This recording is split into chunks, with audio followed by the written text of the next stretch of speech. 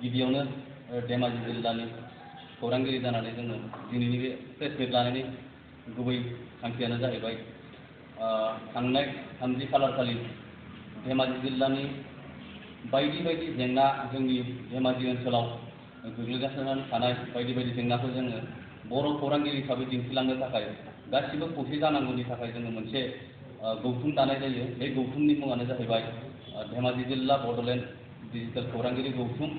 बे खौरांगिरि गौथुमखौ थांनाय 30 खालार हरनि 8 बाजियाव गुगोल मिटनि गेजेरजों दानाय जादों। बे गुगोल मिटआव जोंहा मिरुनि गाहाय नेहाथारि बिथां राकेश रामसियारि बिथाङा बाहागो लादों। लोगोसे लेङाइ आफादगिरि मैखुन बसुमतारी आदा बिथाङाबो बाहागो लादों। लोगोसे मिरुनिनो सोद्रोमा सोमदोन बसुमतारी बिथाङाबो बाहागो लादों। बिनि गेजेरजों जोंनि आफाद दानाया थांनाय 30 खालार खालि जानानै थांदों। बेवहाय जोंहा आफादगिरि हिसाबै जोंहा बड'लेण्ड रादाबनिनो खौरांगिरि गागि होननांसिगोन जोंहा अमित रामसियारि बिथाङा आफादगिरि महरै बिबान मोनदों।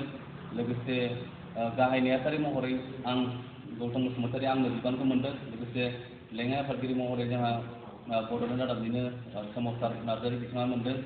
लोगोसे एसिस्टेन्ट सेक्रेटारि महरै मोनदों जोंहा सन्जिब ब्रह्म बिथाङा मोनदों। आरो जोंहा रां भान्डारि हिसाबै जोंहा एकेन बर' बिथाङा मोनदों। लोगोसे पाब्लिसिटि सेक्रेटारि महरै जोंहा सुबिराम बसुमतारी बिथाङा मोनदों। लोगोसे बेनि गेजेरजोंनो जोंहा गुबुन गुबुन जोंनि खौरांगिरि बिथांमोनखौबो बायदि बायदि बिबानाव होनानै जोंनि खौरांगिरि बे गौथुमखौ दादों। लोगोसे जोंनि थांखियानो जाहैबाय फैबाय थानाय समाव जों खौसेयै धेमाजि ओनसोलनि बायदि बायदि जेंनाखौ जोङो गासै सुबुं माहारिनोनो जोंनि धेमाजिल' नङा अल आसाम लोगोसे जोंनि बुहुमावनो थानाय बर'फोरनो जोंनि थासारिखौ जेंनाखौ जों दिन्थिलांनो थाखाय नैबे गौथुमखौ दादों। आरो लोगोसे जों फैबाय थानाय समाव बेबायदिनो खौसेयै खामानि मावनांगोन। जिहेतु जोंनि धेमाजि ओनसोलाव बांसिन जेंना होननानै बुंनो थाङोबा जोंहा दैबानानि जेंना जायो।